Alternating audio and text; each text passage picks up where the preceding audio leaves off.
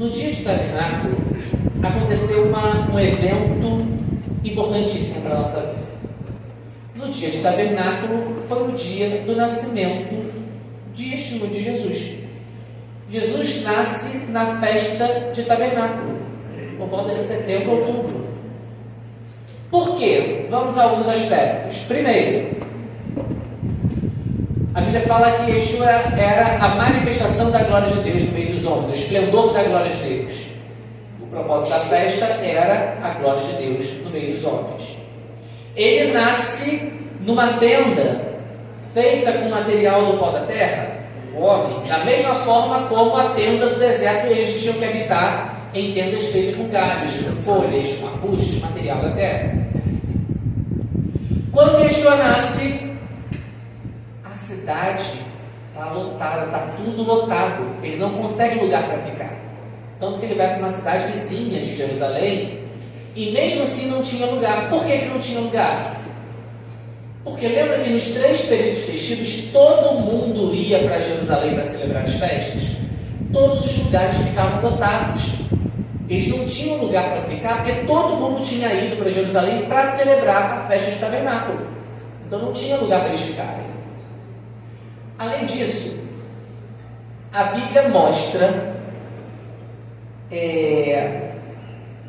quando que aconteceu o nascimento de Yeshua. Eu tenho uma tabelinha para poder mostrar para vocês.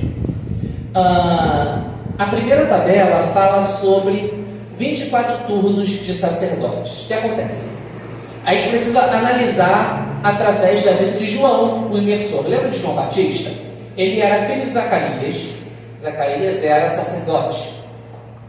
E aí lá no início de Lucas, de capítulo 1, ele fala: existia um sacerdote, Zacarias, do turno de Abias. Essa informação é relevante para a gente? Pior que é. A gente que nunca percebe. Você pergunta, o que é turno de Abias? Não faço ideia.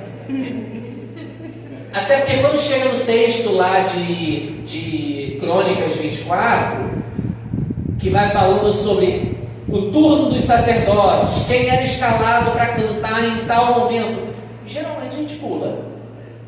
Descrição de utensílios, genealogia e o relato lá de quem trabalhava com o que? De crônicas, geralmente a gente pula. Acontece, é raro, mas acontece muito, né? Mas a genealogia geralmente tem algumas informações interessantes. Essa, por exemplo, é relevante. Quando a gente vê lá no texto de Lucas, fala que Zacarias era sacerdote do turno de Abias. E aí a gente vai lá para Crônicas para perceber que bendito turno de Abias é esse. Davi tinha separado os sacerdotes em 24 turnos. É o anterior. Em 24 turnos. Foi o outro. 24 turnos. Cada 15 dias, cada 2 semanas, um turno, um sacerdote era responsável. E aí, isso. E aí, quando a gente chega ali no 4º mês, da segunda coluna, Abias era o 8º turno de sacerdote, ou seja, começando o serviço no 1º mês, obviamente, o 8º turno, ou seja, o período final do 4º mês do calendário bíblico, era o turno de Abias. Zacarias estava trabalhando nessa época do ano, no final do 4º mês, quando ele recebe a visita do anjo, que fala que a esposa dele, Isabel ou Elizabeth, depende da tradução, iria engravidar. Então pode botar o próximo tabela. Então ele está trabalhando no final do 4º mês. Quando chega no início do 5º mês, ele voltou para casa.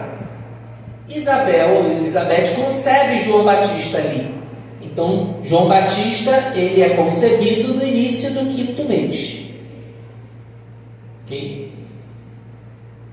Quando chega no 10º mês, a Bíblia fala que Maria, Miriam, é mãe de Yeshua, ela vai visitar Isabel. E aí ela está grávida, Maria está grávida. e fala que era no 6º mês de gestação de Isabel. Então a gente consegue fazer uma contagem. A gente sabe quando começa a gestação de Isabel. No 6º mês, Maria concebe. Então ela concebe no 10º mês. Contamos 9 meses. E Yeshua nasce no 7º mês. O que acontece no 7º mês? Festa de tabernáculo.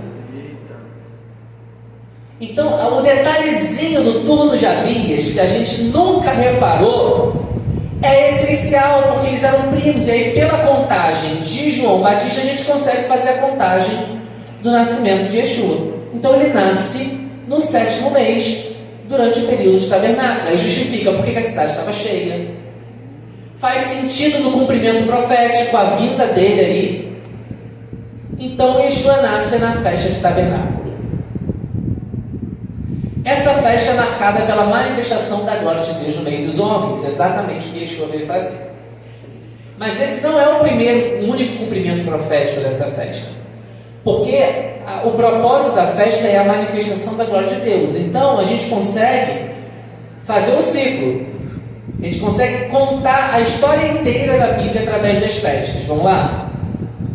O povo de Israel sai do Egito, Pêssego. Eles entram na terra em Matzot, na festa do pães sem fermento. Ok? A lei é entregue na festa de Shavuot, na festa das semanas. Quando chega no dia do shofar, Deus chama eles ao despertamento. Depois 10 dias eles têm o dia de Yom Kippur. O sumo sacerdote entra no Santo dos Santos para oferecer o sacrifício do perdão dos pecados. E depois eles habitam em cabanas e celebram a manifestação da glória de Deus ali no meio do povo, na tenda. Esse ciclo do deserto acontece muitas vezes, até que a manifestação da glória de Deus no meio dos homens, num determinado ano, é diferente. Nasce Yeshua, e aí começa um novo ciclo. A partir do nascimento dele, vamos retomar. Pensa, ele morre no madeiro. Oferece a libertação também, mas não mais a libertação do Egito, mas a libertação da escravidão da natureza corrompida, do pecado. Morremos com ele e ressuscitamos com ele. Matzot, pães sem fermento. Ressuscitamos com ele. E ele fala, olha, permaneçam até que sejais revestidos do alto. Chega a Shavuot, ele entrega do Espírito, desce do Espírito. Capacitação. Passamos a ter um agente interno, que vai ser esse agente de transformação na nossa vida. E aí chega o tempo em que o Senhor nos desperta, para que a gente venha a se arrepender dos pecados. E aí, nós somos despertados, é gerado arrependimento, nós buscamos o perdão dos pecados, porque eu só consigo pedir perdão se eu fui despertado e se eu tenho a consciência do pecado. Por isso é importante da palavra do Espírito, a gente passar pela etapa do conhecimento bíblico e do Espírito, que a partir dali a gente sabe o que é certo e o que é errado. Somos despertados, buscamos arrependimento e então recebemos da manifestação da glória de Deus na nossa vida. E isso é um ciclo. A vida cristã se resume nisso: libertação, novo nascimento, conhecimento bíblico e derramado do Espírito, despertamento, arrependimento, remissão do pecado e glória de Deus na nossa vida. A nossa vida se resume nisso. Então você vê que as festas bíblicas contam a trajetória do Antigo Testamento, conta a trajetória do Novo Testamento, fala sobre o plano de salvação, fala sobre como é a dinâmica da vida cristã, e o ciclo não acaba ali, porque a gente sabe que vai ter o momento das trombetas, vai ter o momento do juízo, e vai ter a manifestação da glória de Deus, a Nova Jerusalém descendo. Então ainda tem coisa para acontecer aí. Então a gente tem ciclos que vão se repetindo todos os anos, e Deus marcou as festas bíblicas exatamente para que isso sempre esteja em nossa memória. todo ano eu vou morrer com Cristo e ressuscitar com Ele. A gente já faz isso praticamente toda vez que a gente ceia, né? É uma declaração de fé que a gente faz. Todo ano eu vou receber do Espírito, vou receber da palavra. Todo dia a gente tem que buscar o Senhor. Mas as festas bíblicas são tempos para a gente trazer a memória, para a gente celebrar. São momentos onde o Senhor manifesta do poder dele, da glória dele, de uma forma diferente. É uma forma onde o Senhor nos traz discernimento, nos traz entendimento, nos traz revelação. São momentos onde nós temos oportunidade de estar lembrando de tudo isso novamente, anunciando, pregando, fortalecendo a nossa fé. Por isso é importante nós celebrarmos anualmente as festas bíblicas, porque todo ano o Senhor sempre tem algo diferente para ministrar na nossa vida, sempre nos dá uma informação diferente, uma bênção diferente. E assim como a gente celebra o aniversário todo ano, a gente precisa celebrar os feitos do Senhor também, o cumprimento do propósito de Deus todos os anos. Deus marcou essas datas para que a gente celebre. Então, depois que a gente olha para tudo isso, eu volto a fazer a pergunta: por que não celebrar festa bíblica? E segundo, essa festa é coisa de judeu? É mais coisa de cristão do que coisa de judeu.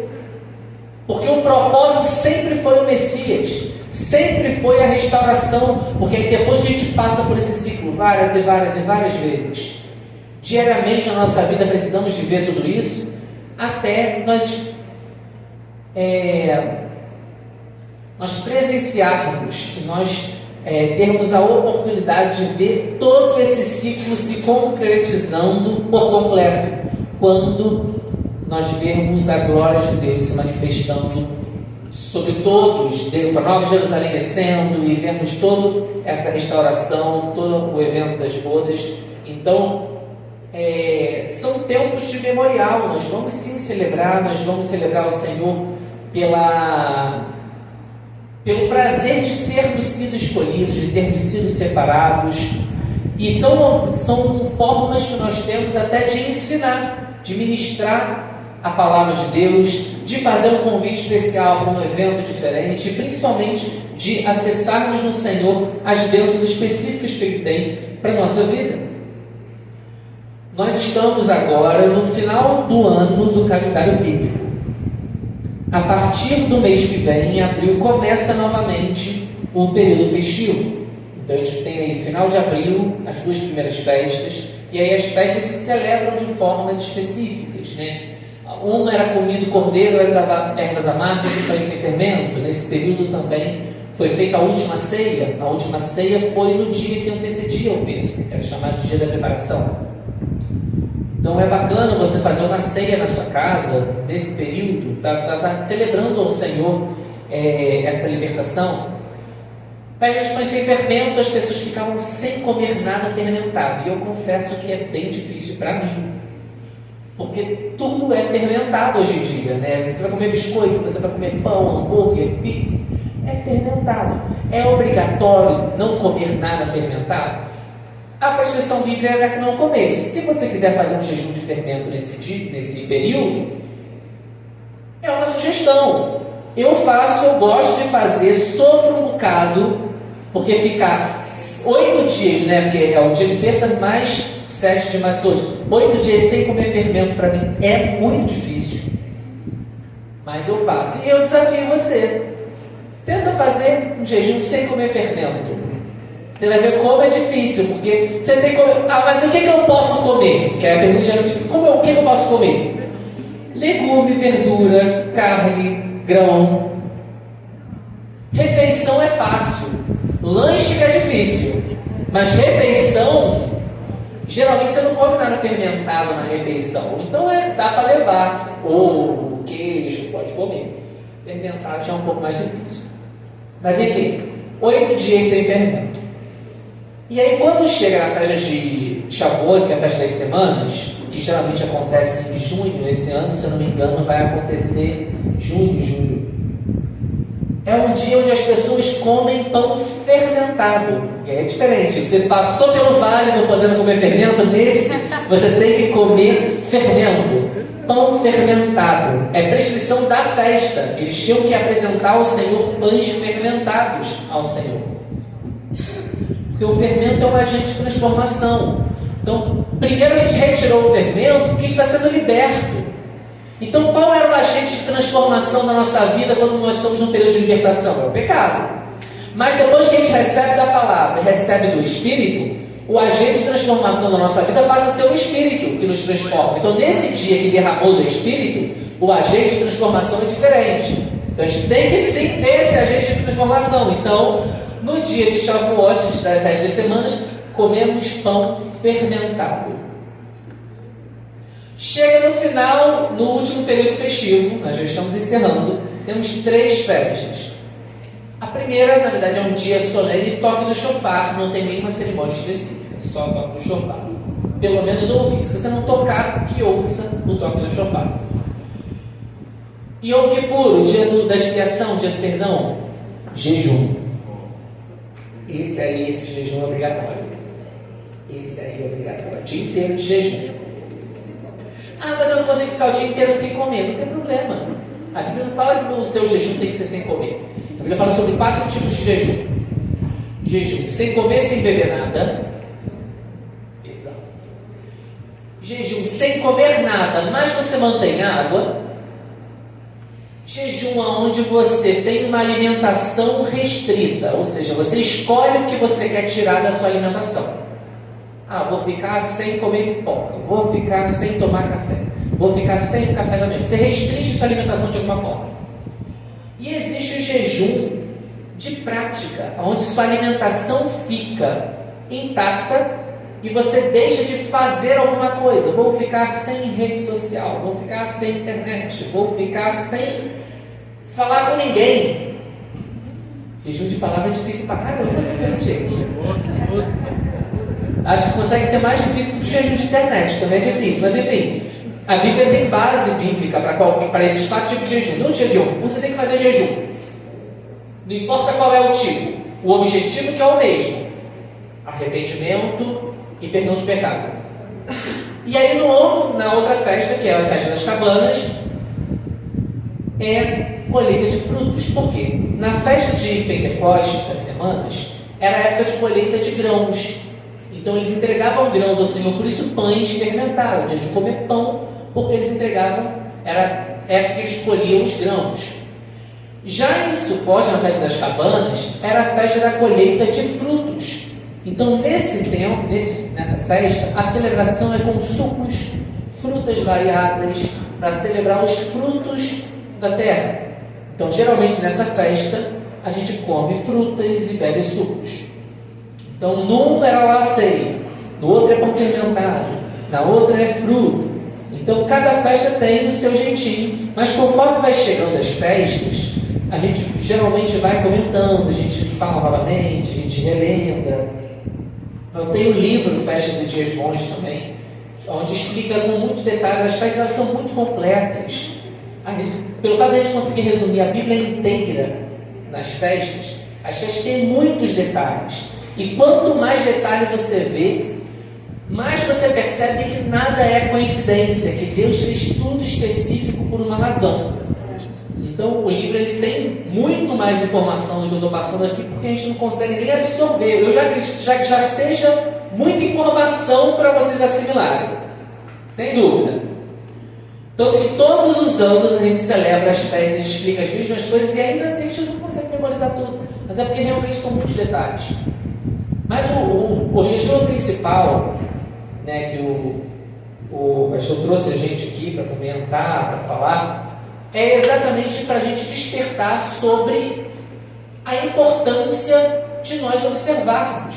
Bom, mas esse ano eu não vou conseguir celebrar a festa. Ok, mas aproveita nesse período para fazer uma oração, para estar buscando sobre o assunto, para ler as Escrituras, para você estar cada vez mais buscando esse entendimento, e nada impede de você fazer uma oração buscando do Senhor as bênçãos que o Senhor tem para aquele dia. Você pode não fazer nenhum rito, fazer nenhuma celebração, ou na igreja, ou na família, não importa. Mas que nesses dias vocês possam estar buscando no Senhor, para estar recebendo do Senhor aquilo que Ele tem derramado nesse tempo, que com certeza serão tempos de muito aprendizado, de muita transformação, e o Senhor vai estar sempre agindo no nosso meio. Amém? Alguma dúvida? Alguém gostaria de fazer alguma pergunta sobre esse tema, essa temática de festas bíblicas? Pode perguntar, gente. Eu gosto de perguntas. Pode perguntar a gente. Eu sei que às vezes a dúvida é tanta que a gente nem sabe como começar. Diga. Eu ia perguntar você no final, já que você acabou para perguntar, de que forma a gente pode,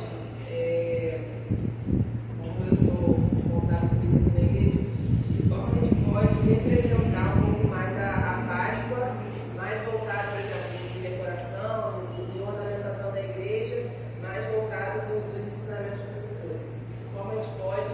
Perfeito. As festas, como eu disse, são muito didáticas. A gente tem alguns elementos que são principais para cada uma das festas. Tinha um monte de coisa dentro da garrafa, sabe? Vamos deixar de lado essa informação. Vamos lá. A Páscoa é marcada pela morte de Yeshua no madeiro. Ok? Você pode representar de duas formas. Pelo sangue que foi passado no umbral da porta. Então, assim, geralmente não falo trabalhar. Como que eu começo a trabalhar com isso até com as crianças? Como que eu faço? Então, o sangue na porta é um sinal da aliança. A Páscoa fala muito sobre aliança, tanto lá no Antigo Testamento, porque era o sangue da aliança, né, da proteção de Deus ali no umbral da porta, como também a aliança de Yeshua no madeiro. Então, formas de exemplificar bem a festa de Pêssar. Uma ceia com pão sem fermento e suco, ok? É importante que o pão seja sem fermento, por conta de toda essa temática. Então, uma ceia com pão sem fermento e suco é uma forma de você ilustrar.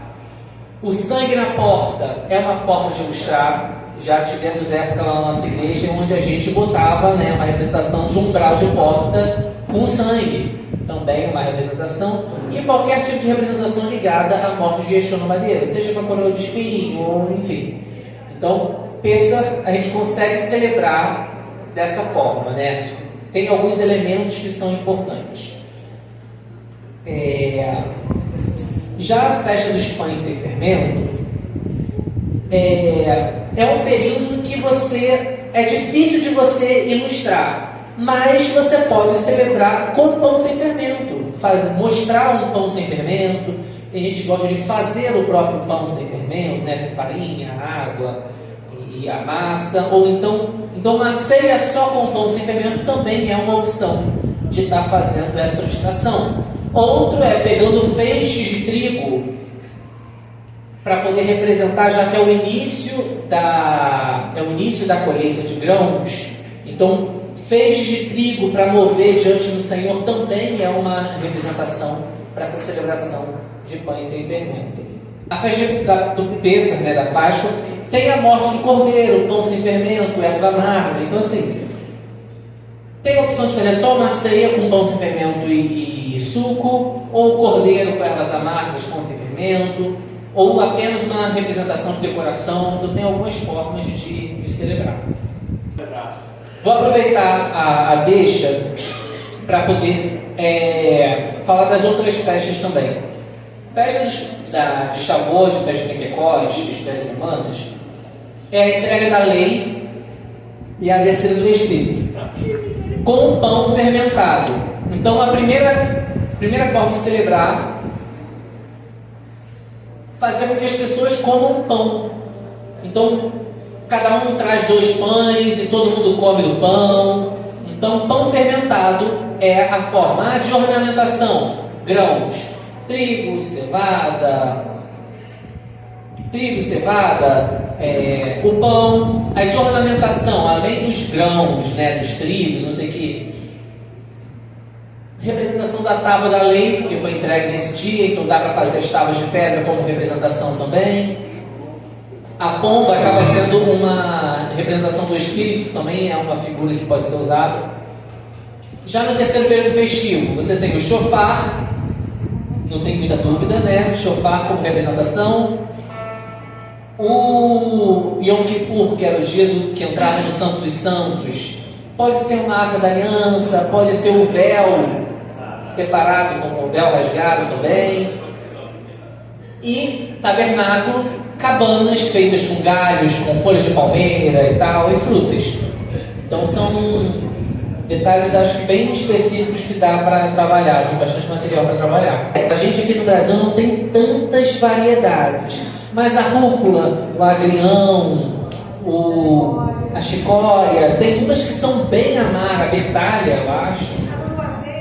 Isso, qualquer erva amarga, faz uma mistura. Qualquer erva amarga, se for amarga, está valendo. Tem gente que ainda joga um pão de vinagre ali em cima, mas não é recomendado porque o vinagre tem fermento. Como nesse período não pode ser fermentado, não pode ter fermento. Inclusive, se alguém for assar cordeiro para poder fazer, não pode botar vinho, não pode botar vinagre, por causa do fermento. Então, geralmente, a gente tem que procurar a erva que já seja amarga por natureza, porque não pode usar o vinagre. Jardim de Arques. Agradecemos, Pai, porque fomos resgatados por Ti, o Senhor nos deu uma oportunidade de fazermos parte do Teu plano de restauração. Te agradecemos, Senhor, porque a nós foi dada a missão de anunciarmos a obra da reconciliação. Queremos te agradecer, Senhor, por esse tempo de capacitação, de aprendizado, de ministração. Que o Senhor permaneça conosco. Te agradecemos, Senhor, por esse lugar, pela liderança, pelos membros. Te agradecemos, Senhor, pelas Tuas misericórdias sobre nós. E te pedimos que permaneça conosco, que todas as sementes que foram plantadas aqui, que venham dar frutos, e pedimos que permaneça. Te pedimos que o Senhor venha estar cada vez mais dando entendimento, discernimento a todos nós, para crescermos em graça e conhecimento. Manifesta, Senhor, cada vez mais a Tua glória em nossas vidas, nos transforma de glória em glória, e que possamos, Senhor, reconhecer a Tua mão sobre nós todos os dias. Permaneça conosco, e que possamos, Senhor, cada vez mais ser ministrados por Ti. Te agradecemos, te bendizemos, te exaltamos, e que a Ti seja toda a honra, toda a glória e todo o louvor. Aleluia!